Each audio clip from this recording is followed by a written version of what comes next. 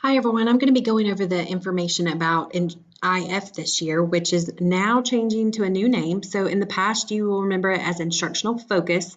However, this year it will be termed as Instructional Flex. We're trying to keep with the same terminology as our different flex time periods that we will have on Monday, Tuesday, and Friday. So for Instructional Flex this year, during the 1920 school year, please make sure that you take attendance at the start of each instructional flex period, and that should be done in an infinite campus as usual. Each IF teacher is responsible for knowing where students are, and you need to make sure that you maybe still keep a student sign-out sheet as just a good backup plan to remember where your students are going. However, this year we are moving to a new system, which will be called Flex Time Manager. You're going to be doing a tutorial session about that during pre-planning to learn all about how that system works. So just know that we'll use that for our passes this year. If students choose not to go to a particular help session during IF, then they will remain with their IF teacher. We're doing IFs based on grade level this year, so you will have a group of either 9th, 10th, 11th, or 12th grade students. Make sure that students are engaged in the learning environment, so if they remain in your classroom, they should be reading, writing, working on homework, doing some type of project or assignment, or using it as just some downtime, but we need to make sure that the environment is quiet and easy for students to be able to work on any assignments that they need to. Each month, there will be an Academy takeover IF.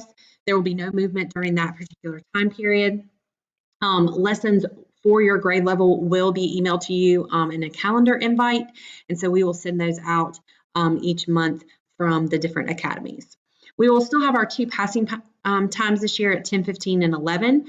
Students really need to try to go to the restroom only during those times. Please do not be sending them out in the hall or going to the vending machines. We already have a lot of students that are moving around the building, and so we just want to make sure that we kind of limit movement in the hall to those two particular time periods. Make sure you always leave IF instructions and schedules in your substitute folder just so that the sub knows kind of what the plan is and what that scheduled time will look like. We will be using the Flex Time Manager for our passes this year, so we will not have any traditional paper passes or the blue pass, as you might remember if you've worked at South for a long time. So what each teacher will do is they're going to create IF remediation sessions or extra help sessions using the scheduler and Flex Time Manager. There will be two different options at 10:15 and 11, so it'll say like Flex A and a Flex B, and students will be able to choose these. So instead of the student coming to you to ask for a pass, this will already be, optional to them in the Flex Time Manager system, and students can make their selections. Each teacher should allow for at least 15 students to attend the session. You're always able to add more if you choose to, but we thought that was kind of a good number. That way, if you still have students that are staying in your IF, you don't feel completely overwhelmed. Students will select an IF pass location using the app. If they need remediation, extra help, or need to make up a test with a specific teacher, they must choose their sessions before Tuesday at 11:59 p.m. for that week. So please help to remind them of this if you want them to attend your IF. If for some reason, they forget to schedule a session in Flex Time Manager, then you can always create an appointment pass using our new e-hall pass system.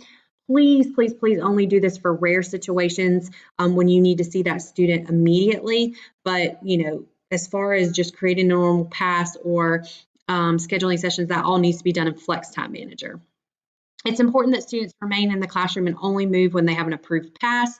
So please make sure that you're checking students' phones, devices, Chromebooks to make sure that they can show you that they have been scheduled to attend a session somewhere in the school at either 10:15 or 11.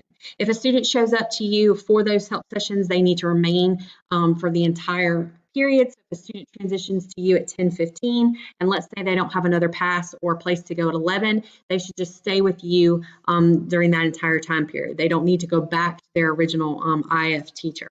Once again, that just helps with limiting student movement in the halls. They can continue to work on whatever assignments they need to in your classroom quietly, just as they could in their IF teacher. So we just prefer for you to keep them there. You'll see that we have a list of dates where there will be no movement. So in the first month of August, we are planning to not allow for any movement. That's typical every school year because really students at that time period probably don't need, to be attending those extra help sessions. August 28th, we do have our Spark takeover lesson, as well as on September 25th. October 2nd is fall break, so we will not be in school. And then October 16th is our PSAT day, and so you know that the schedule will change for that entire day, and we won't have IF. On October 30th and November 20th, Innovation will have their takeover lesson period. Then we're out on November 28th for Thanksgiving break. December 4th, Enterprise, and January 29th, Enterprise will do their takeover lessons. And then February 26th and March 25th, Mosaic will have their takeover time. And then in April, we'll start doing our academy selections for the next school year. So we'll need to probably block off IF for April 1st. And, May, as testing season rolls around, we're just not real sure what the IF calendar will look like until we get closer to those dates. So if you have any questions, you're more than welcome to email me. Like I said, you'll be learning more about how to use the eHall Pass and Flex Time Manager systems during pre-planning, and you can always reach out with questions after that. Thank you.